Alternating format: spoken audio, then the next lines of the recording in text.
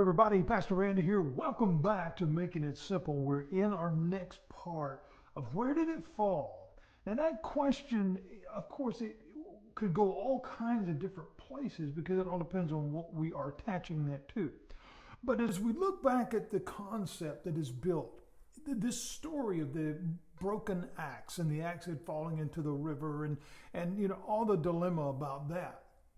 It drives us to a further place when we begin to look at the question, where did it fall? Because that takes us back to an original statement. That takes us back to where did the problem start? So we said yesterday, if we're going to find the broken axe head, we actually have to go back to the garden. The story that we're given of how creation came to be and the understanding of our way of doing things. And so we have to go back there. And I left us off with understanding, okay, God had given clear instructions. He told Adam and Eve, everything here that you need is yours. Just take care of it. There's just one thing I don't want you to do. One thing you need to leave alone. And he gave them that instruction. It was clear, all right? It was clear. And he said to them, if you don't, here's the circumstance, if you will. Here's the consequence of disobedience. Now, one would say, again, as I mentioned yesterday, why would that be? Well, because again, there needed to be clarity of your intent. Where's your heart? Because if you're determined, if you're made, if you will, to be one thing, then that's not real, because that's a created object in that a battery or a light bulb, or that's all it does, because it has no other say. We're not created in that way. We're created to be what we are. And so this is the beginning of understanding that ability to make decisions. And so God presented a decision before them. What would you choose? What will you do? Where did it fall? It has to go back there. Where did everything start? So God made it clear. He said, leave this one thing alone. But if you choose not to, just understand that on that day, you will surely die. Now that sounds foreign to them at that time, because what was death? There was no understanding of that in the thought process, because what did that mean? Now we read that now and we look and we take it a little bit differently, because we understand the concept of death from the emotional, from the literal, all this stuff. But that's not what he meant. What he meant was, on that day, our fellowship is broken. That doesn't mean it can't be restored. And although we're not talking about justifying wrong, but that's not what he said. Everything will change between us at that point, and their relationship forever changed at that point. However, what we find is God's point was clear. The point was made, and there was no question about what he said. It was abundantly clear. You will surely die. Okay, so that's where it all starts. We have to go back there to find the answer to our question. So again, what God said was very easy to understand, and there was no reason to question him, because it was so clear, and the choice was very, very obvious. Yes or no. There was no gray area there. And then the enemy comes along. The tempter, if you will.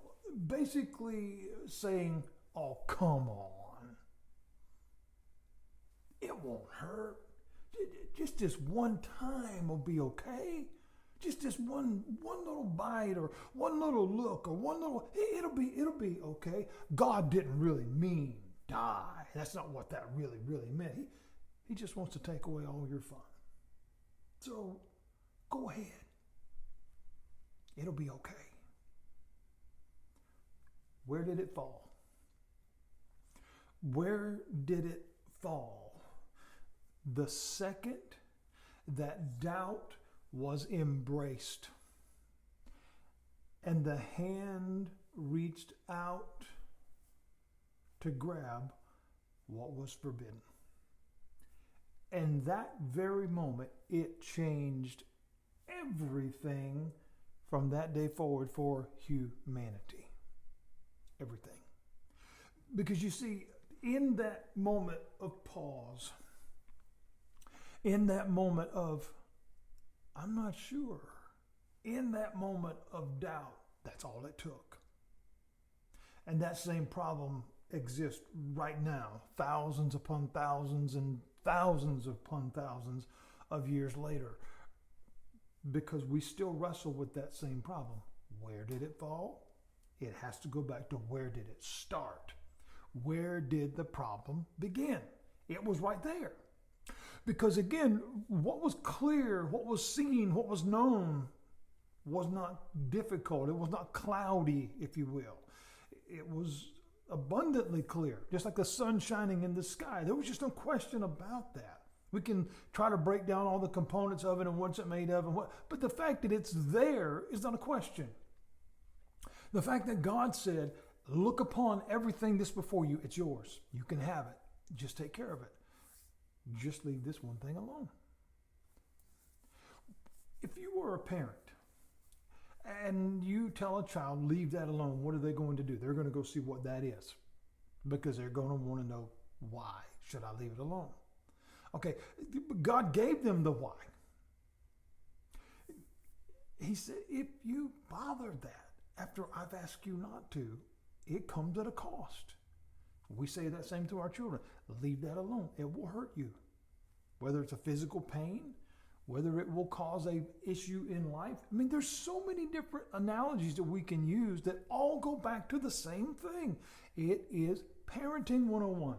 Okay? And it was God saying, I'm not restricting you from making choices.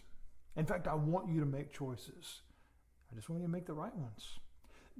But if you don't, that doesn't stop me from loving you, because Romans very, very clearly says nothing can separate us from the love of God.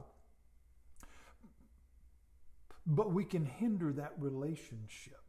We have that in our own lives. There are many people that we still love that we are not related with. And I'm not talking about our bloodline. I'm talking about the fellowship is not the same. We still love them. We still care for them and would be sad if something happened to them.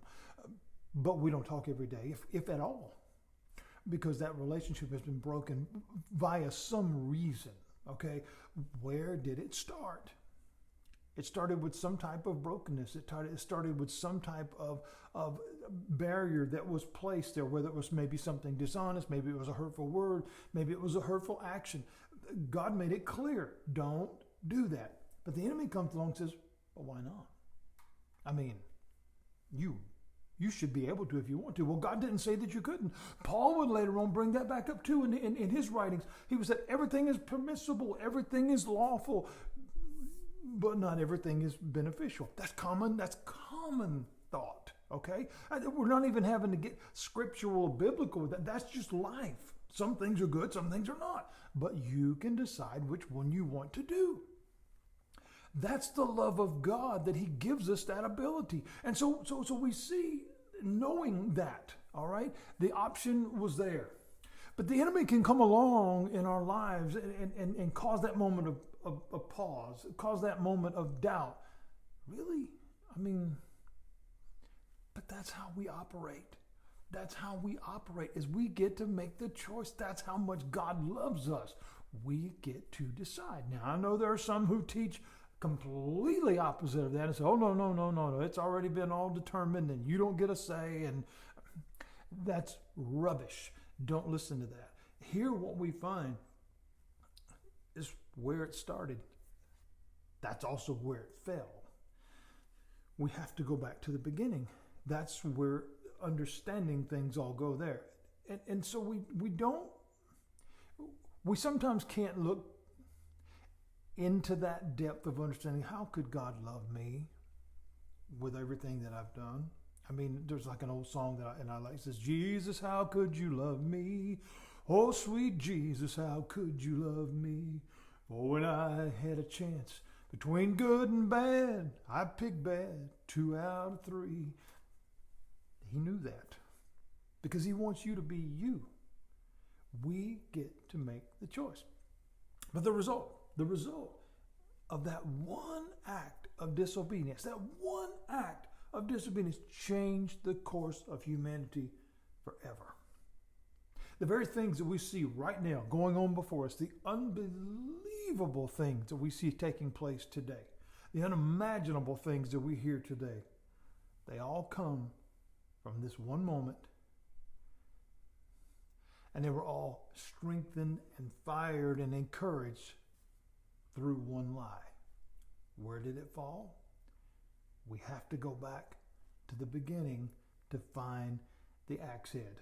We'll pick back up on that tomorrow as we continue right here at Making It Simple. God bless you. Have a great day.